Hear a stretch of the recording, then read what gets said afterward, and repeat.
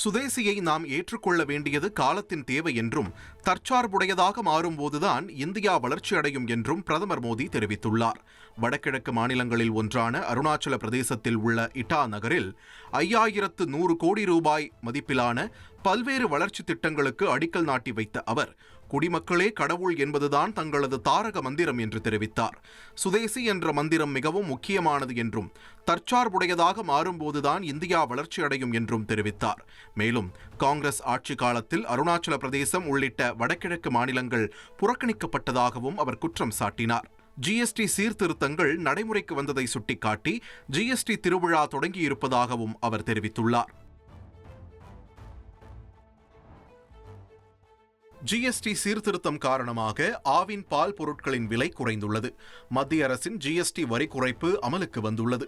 இதனால் பல்வேறு நிறுவனங்களும் தங்கள் உற்பத்தி பொருட்களின் விலையை குறைத்துள்ளன. அந்த வகையில் பால் பொருட்களின் விலையை குறைத்து ஆவின் நிர்வாகம் அறிவிப்பு வெளியிட்டுள்ளது. 200 கிராம் பனீர் 10 ரூபாயும் 500 கிராம் பனீர் 25 ரூபாயும் குறைந்துள்ளது. 1 லிட்டர் நெய்யின் விலை 690 ரூபாயில் இருந்து 650 ரூபாயாக விலையை குறைத்து ஆவின் நிர்வாகம் அறிவிப்பு வெளியிட்டுள்ளது.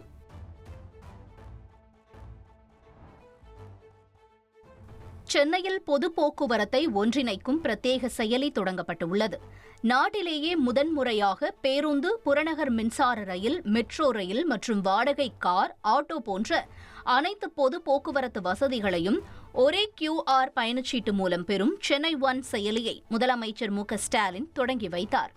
மாநகர பேருந்து, புறநகர் மின்சார ரயில், மெட்ரோ ரயில் ஆகியவற்றில் எளிதில் பயணம் செய்யும் வகையில் இந்த செயலி வடிவமைக்கப்பட்டுள்ளது. இதில் பயணச்சீட்டு பெறும் வசதி மட்டுமின்றி குறிப்பிட்ட வழித்தடத்தில் வரும் பேருந்துகள், ரயில்களின் விவரத்தையும் பயணிகள் அறிய முடியும்.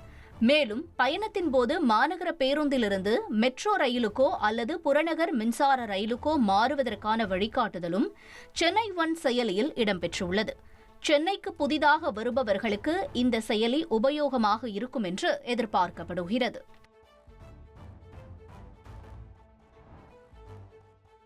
ஐநா பொதுசபை கூட்டத்தில் பங்கேற்க அமெரிக்கா சென்றுள்ள வெளியுறவுத்துறை அமைச்சர் ஜெய்சங்கர் அந்நாட்டு வெளியுறவு அமைச்சர் மார்க் ரூபியோவை சந்தித்து பேசினார். இந்த சந்திப்பில் இந்தியா அமெரிக்கா இடையேயான இருதரப்பு உறவுகள் மற்றும் சர்வதேச அளவிலான பிரச்சினைகள் குறித்து விரிவாக விவாதிக்கப்பட்டதாக ஜெய்சங்கர் தெரிவித்தார்.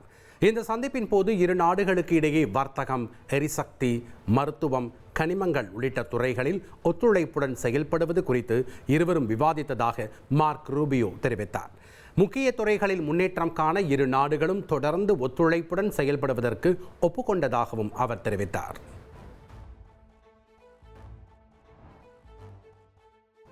பொது இடங்களில் நாய்களுக்கு உணவளிப்பது தொடர்பான ப்ளூ கிராஸின் கடிதத்திற்கு தமிழக டிஜிபி பதில் கடிதம் அனுப்பியுள்ளார். உணவளிப்பவர்களின் பாதுகாப்பை உறுதி செய்ய காவல்துறையினருக்கு ப்ளூ கிராஸ் அமைப்பு கடிதம் எழுதியிருந்தது. நாய்களுக்கு உணவளிப்பவர்கள் மீதான தாக்குதலை தடுக்க காவல் நிலையங்களுக்கு சுற்றறிக்கை அனுப்ப டிஜிபியிடம் கோரியிருந்தது.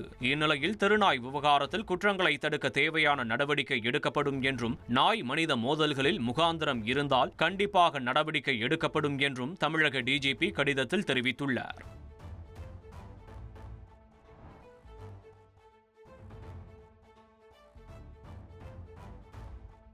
தெலங்கானா மாநிலம் ஹைதராபாத்தில் பெய்த கனமழையால் சாலையில் மழைநீர் காட்டாற்று வெள்ளம் போல் பெருக்கெடுத்து ஓடியது. இதனால் பொதுமக்களும் வாகன ஓட்டிகளும் மிகுந்த சிரமத்திற்கு ஆளாகினர்.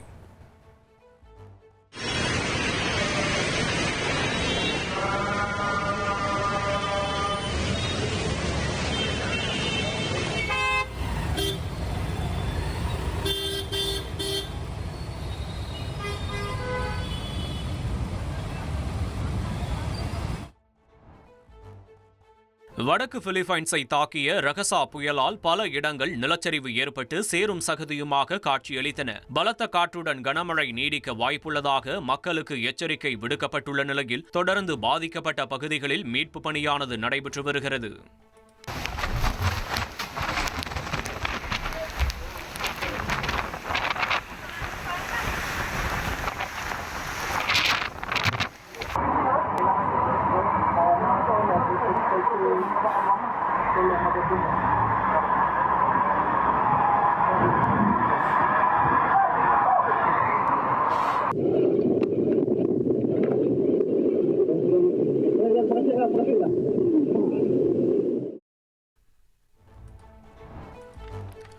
பாகிஸ்தான் ஆக்கிரமிப்பு காஷ்மீரை இந்தியா எந்த ஆக்கிரமிப்பு நடவடிக்கையும் இன்றி மீண்டும் தனது கட்டுப்பாட்டில் கொண்டு வரும் என மத்திய பாதுகாப்புத்துறை அமைச்சர் ராஜ்நாத் சிங் நம்பிக்கை தெரிவித்துள்ளார். மொராக்காவில் உள்ள இந்திய சமூகத்தினருக்கு மத்தியில் பேசிய அவர், தற்போது பாகிஸ்தான் ஆக்கிரமிப்பு காஷ்மீரில் மக்கள் தற்போதைய நிர்வாகத்திடமிருந்து விடுதலை கோரி தொடர்ந்து கோஷங்கள் எழுப்பி வரும் நிலையில் நானும் இந்தியாதான் என்று பாகிஸ்தான் ஆக்கிரமிப்பு காஷ்மீர் கூறும் நாள் வெகு தொலைவில் இல்லை என்று கூறியுள்ளார்.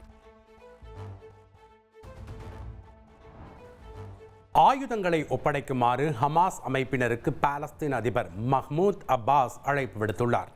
நியூயார்க்கில் நடைபெறும் ஐநா பொதுசபை கூட்டத்தில் பங்கேற்க அவருக்கு அமெரிக்கா விசா மறுத்துவிட்டதால் காணொலி மூலம் உரையாற்றினார். அப்போது காசாவை நிர்வகிப்பதில் ஹமாஸ் அமைப்பினர் எந்த ஒரு வகையிலும் பங்கு பெற முடியாது என்று தெரிவித்தார்.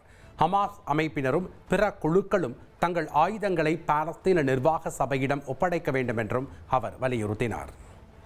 2023 ஆண்டுக்கான 71வது தேசிய திரைப்பட விருதுகள் வழங்கும் விழா இன்று மாலை 4 மணிக்கு நடைபெறுகிறது. இதில் பிரபல மலையாள நடிகர் மோகன்லாலுக்கு தாதா சாஹேப் ஃபால்கே விருது வழங்கப்பட உள்ளது. மேலும் பார்க்கிங் திரைப்படத்திற்கு 3 தேசிய விருதுகளும், தனுஷ் நடிப்பில் வெளியான வாத்தி படத்துக்காக சிறந்த இசையமைப்பாளருக்கான விருது ஜிவி பிரகாஷுக்கும் வழங்கப்பட உள்ளது. தெலுங்கு படமான பகவன் கேசரி மற்றும் மலையாள படமான உள்ளொழுக்கு திரைப்படமும் தேர்வு செய்யப்பட்டுள்ளது.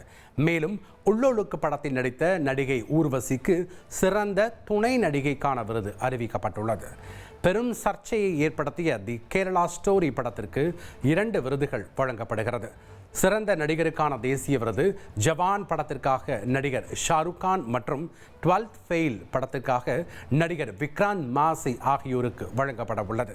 மேலும் 12th ஃபெயில் சிறந்த திரைப்படமாகவும் தேர்வு செய்யப்பட்டுள்ளது.